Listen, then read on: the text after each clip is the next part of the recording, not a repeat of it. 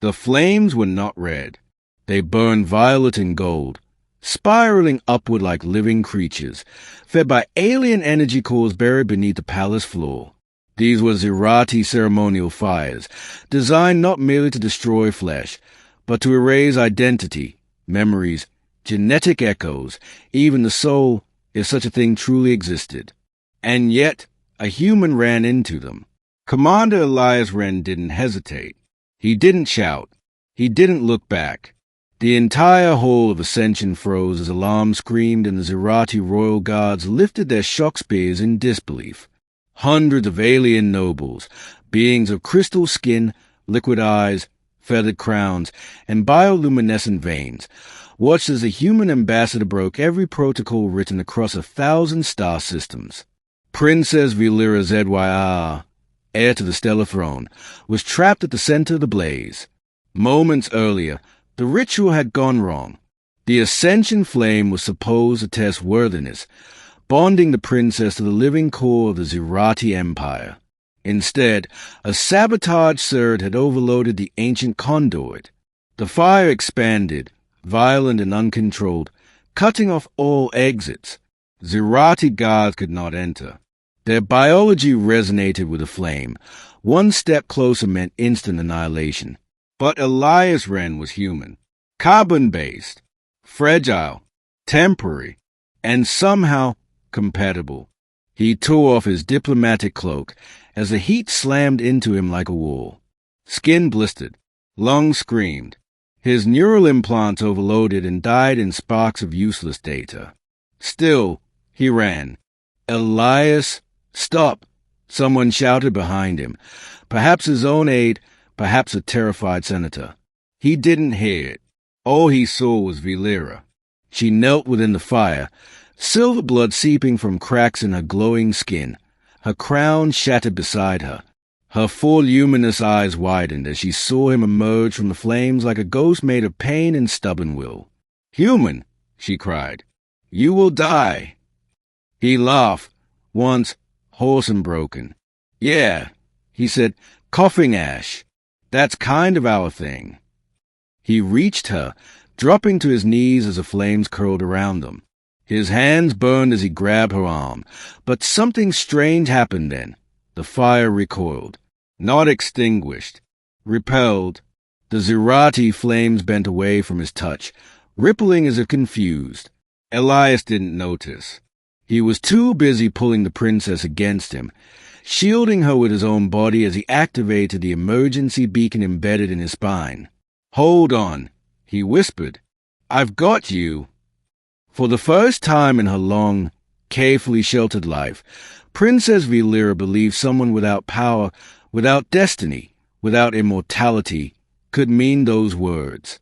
Silence fell when the flames collapsed. The fire did not explode. It folded inward, like a star being swallowed by its own gravity. Smoke rose in shimmering strands as a whole of Ascension revealed its center once more. Two figures lay there, one unmoving, the other sobbing. Royal medics surged forward, lifting Velira gently from the scorched marble. Her wounds sealed almost instantly, her regenerative biology already repairing the damage.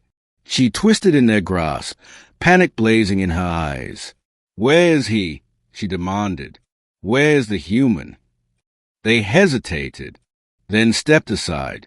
Elias Wren lay boned, armor fused of flesh, heartbeat weak but stubbornly present. His right arm was charred beyond recognition.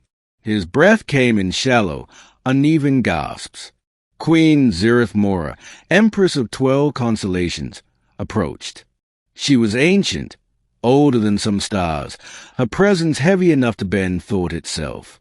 Her crown floated above her head, a halo of orbiting sigils representing conquered systems and sworn alliances.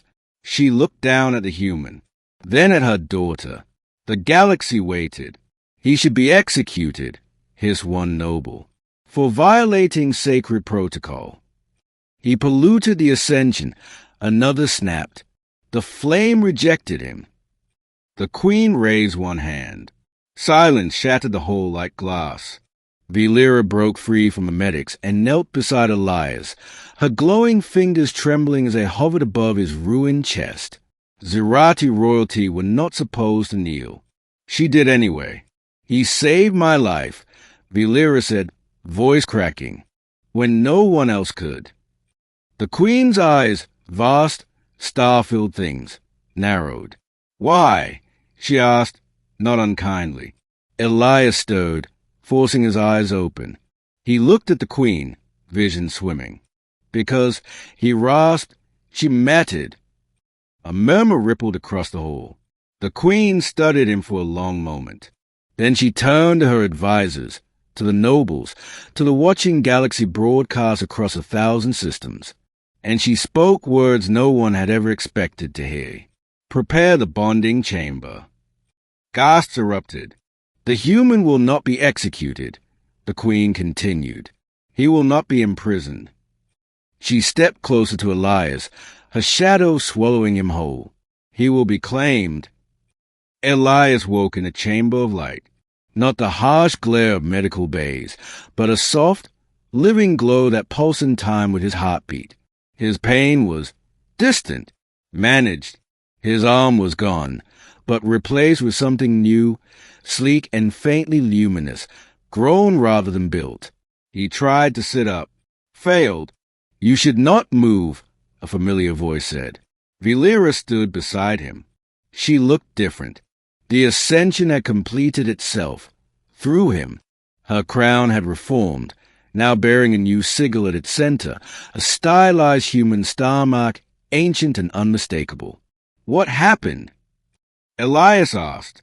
She smiled sadly. "You broke the ritual, and in doing so, fulfilled it." She explained. The Zerati Ascension Flame was not merely a test of worth. It was a search for resonance, for a being whose will could anchor the future of the Empire when even immortal rulers eventually faded. For millennia, it had failed, until a human, short-lived, emotionally volatile, fiercely loyal, ran into fire without being asked. "The flame bonded to you," Velira said softly, "through me." Elias frowned. "That sounds bad." "For the old order," she replied. "Yes." The doors opened. The queen entered. She dismissed the guards and looked at Elias not as a subject, but as an equal. "Human," she said, "do you know what you have done?" He swallowed. "Saved your daughter."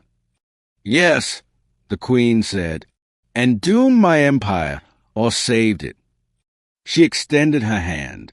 By ancient law, the one who anchors the ascension becomes stellar consort, protector of the throne, voice of mortality among immortals. Elias stared. "You're asking me to rule." "I am asking you," the queen said, "to remind us how to care." Across the galaxy, shockwaves rippled. A human elevated above ancient species. A throne bound not by blood alone, but by choice.